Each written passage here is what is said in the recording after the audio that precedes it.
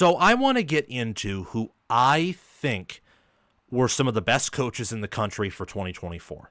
Best offensive coordinator, best defensive coordinator, best head coach, and just talk about that. And before we dive in, I want to ask you two things. One, let me explain the names for some of these awards because they're my own awards. And number two, if you haven't already, like the video, subscribe to the channel, click the notification bell, comment your thoughts down below. Make sure to hit the notification bell so that you can get notified when I drop new content, potentially any time of the week, and also when we go live on Mondays and Wednesdays at 6 p.m. Eastern Time. If you want to support the channel, donate to the channel, whatever you call it, the Patreon page and merchandise store links are in the description. You can also send me a super thanks and join our Discord server via the link in the description or pinned comment. But to explain the names of these awards, we'll go with the flow. First and foremost, I want to talk about who I thought the best offensive coordinator in the country was, and it's actually coordinators plural. I gave the award to two winners, co-winners, because I think it was very close. We have the Day, Sarkisian, and Riley Award. Ryan Day, Steve Sarkisian, and Lincoln Riley have been some of the best minds offensively in all of college football. They have. I think that Ryan Day at Ohio State has fielded multiple elite offenses with his time there, whether as a coordinator or as a head coach. I think that Steve Sarkisian at Alabama and other play calling stops did very well with offenses. At Texas, it hasn't exactly been the same, but he's showcased elite offensive game plans like against Alabama last year, Michigan this year, at other points during his time with Texas. And then Lincoln Riley, we all know with his time at Oklahoma, and I think his first 2 years with USC, what he can do and how he's known as a quarterback guru. So that's the explanation for the naming of the award. Now I want to talk a little bit about why I think Cignetti deserved this award. First and foremost, Penn State last year was busted offensively. Sure, they were actually pretty good in terms of scoring offense, but that's because their defense forced a lot of turnovers, their special teams were good, and in big games, it was very, very obvious that the offense lacked in talent and also the play calling was a bit suspect. Cignetti takes over, and Penn State scoring 33.1 points per game, which is 22nd. They averaged 0.494 points per play, which is 14th. They gained 430.2 yards per game, which is 23rd. They are 10th. They finished top 10 in yards per play, averaging 6.4 yards per play. They were 18th in yards per carry, averaging 5.3. 18th also in yards per pass attempt, averaging 8.3. And they were 46th in yards per completion, averaging 12.5. And they averaged 4.1 offensive touchdowns per game, and their red zone scoring percentage was an 89.39%, which was just outside of the top 25. It's safe to say that this offense was clearly going to have some rebuilding issues, I think. And Penn State played, they played Ohio State's defense. They played Notre Dame's defense, which both of those were top 3, top 4 units this year. Ohio State number 1, I think Notre Dame definitely inside the top 4. And those are the defenses that they struggled against. But remember, they hung 24 points on Notre Dame's defense and could have hung more if just like 1 or 2 plays went a different way. And I think that for it being a year with, the wide receiver room not really improving all that much, and the offensive line slowly figuring itself out and getting really good at the end of the year, and of course, you got to remember Drew Aller. He's good, but he's also, in year 3 with the program and needs to do better, but also doesn't have the perfect wide receiver help.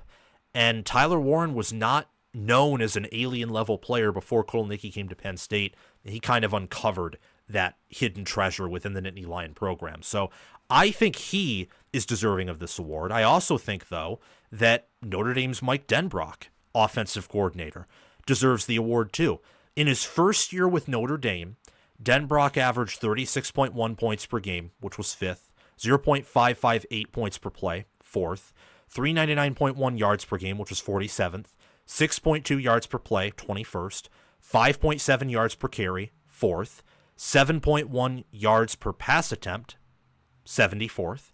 10.7 yards per completion, which was 112th.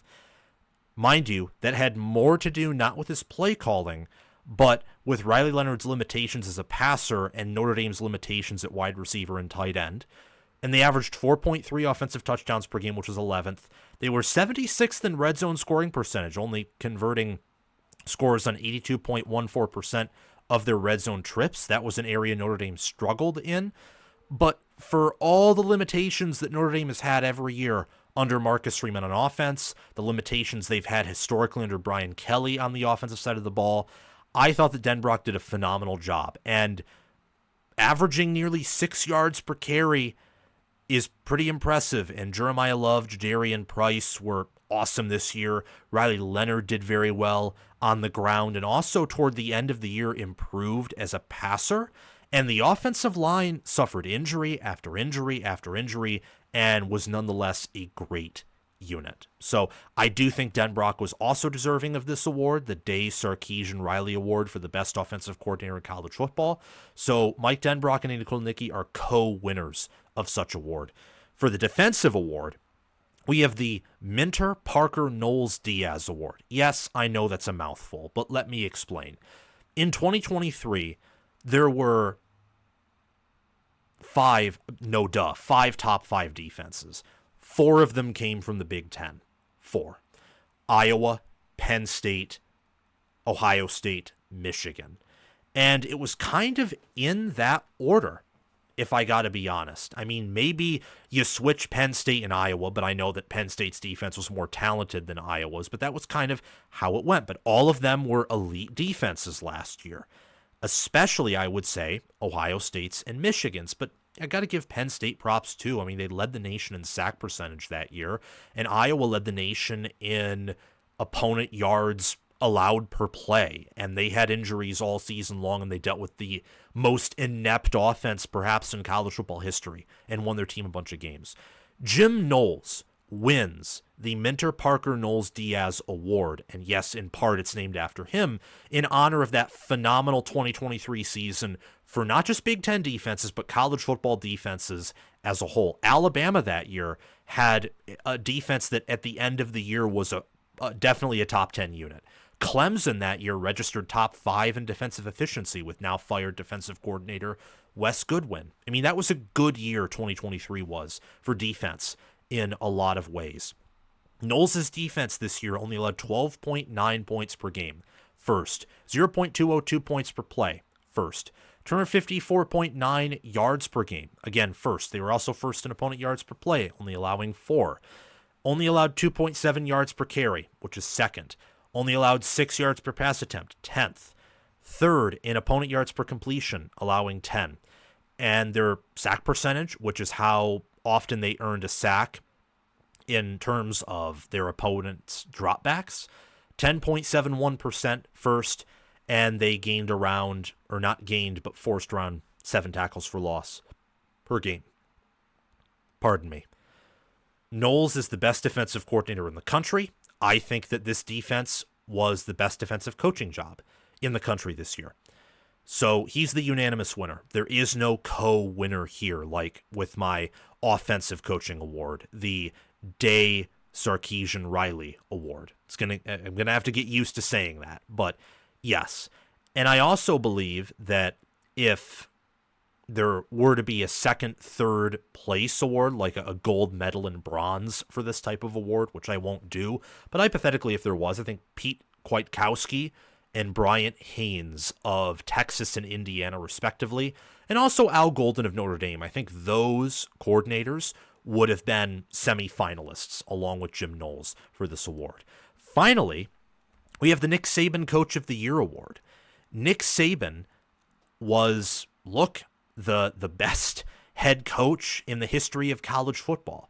And I think that a former Saban assistant in Curt Cignetti, I think along with another head coach, this is another one where there are co-winners, did the best job. In his first year with Indiana, the Hoosiers, they were second in scoring offense, second in points per play, averaging 38.2 points per game and 0.572 points per play. They were not top 25 in yards per game or even yards per play, but they were just very methodical, very efficient. They did a good job of being fundamentally sound. I think they were the most fundamentally sound team overall in college football. They were top 10 in almost all defensive categories. Points per game where they only allowed 16.7. Points per play where they only allowed 0.265. Points per or yards per game where they only allowed 267.6. They only allowed 4.2 opponent yards per play. And their final FPI rating for the season was a 19.4. So they were 19.4 points better than the average college football team per FPI, which was 10th. I think that Curt Cignetti did the best, or at least one of the best coaching jobs in college football for 2024. I also think that Marcus Freeman can be put in the same category. In his third year with Notre Dame, the Irish finished third in FPI, viewed 25.2 points better than the average college football team per Football Power Index. They were top 5 in scoring offense and scoring defense, scoring 36.1 points per game, but only allowing 15.3. So they had an average margin of victory of 20.8 points. And that's factoring in their games against Indiana, their game against Georgia, against Penn State, and also their loss to Ohio State. So I think Freeman did a very good job, especially with hindsight being 2020 about the NIU loss. If you would have told me that after losing to NIU that Notre Dame would have made it to the national championship game for a chance to be the best team in the country, I would have laughed at you. I think everyone would have laughed at you.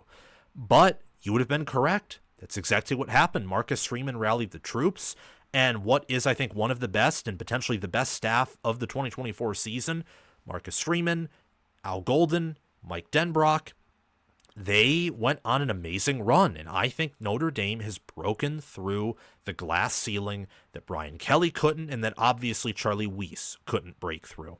And that's a credit to Marcus Freeman right there. So him and Curt Cignetti are co-winners of the Nick Saban Coach of the Year award. In the future, I'm hoping and yet also expecting that there won't be as many co-winners. Granted, there will also be more awards, as you know, this is just the first year of me doing this, so do expect those things. But in sum, I think that some of the best coaching jobs of the nation were done by Indiana and Notre Dame, Marcus Freeman, Curt Cignetti, and their staff. And I think that Andy Kotelnicki and Mike Denbrock and Jim Knowles did the best job of any offensive minds throughout this whole season. And some runner-ups there, I think, on the offensive side, you'd have to go with Will Stein of Oregon. I also think Chip Kelly did a very good job with Ohio State. And then defensively, I'd go with Indiana's Bryant Haynes and Texas's Pete Kwiatkowski as runner-ups as well. Thank you so much for watching. Remember to like the video and subscribe to the channel, and also hit that notification bell so that way you can get notified when new content from College Football with Sam drops. I appreciate you very much, and also share the video around to others who you know enjoy the sport of college football and love it as I do and as you do, and comment your thoughts down below so that we can have a conversation, because I want to know what you are thinking. And join our Discord server where we talk college football 24/7 via the link in the description or down below in the pinned comment. Thank you to my Heisman Patreon members, Crash2488, Brasco Rascal, and Carlo OH. Thank you to my All-American Patreon members, Chris Lane, Ismar, and Tyler Nye. And thank you to my all-conference members, John Lynn, Roaming Gnome, Matthew Sale, Austin Christmas, Joshua Jorgensen, and Will Loftus. Make sure to check out my merchandise store and or Patreon page, or super chat down in the comment section below to support the channel. The Patreon page and merchandise store links are in the description or down below in the pinned comment. I hope you have a wonderful day. It is December, so Merry Christmas and also Happy New Year. I will see you guys soon.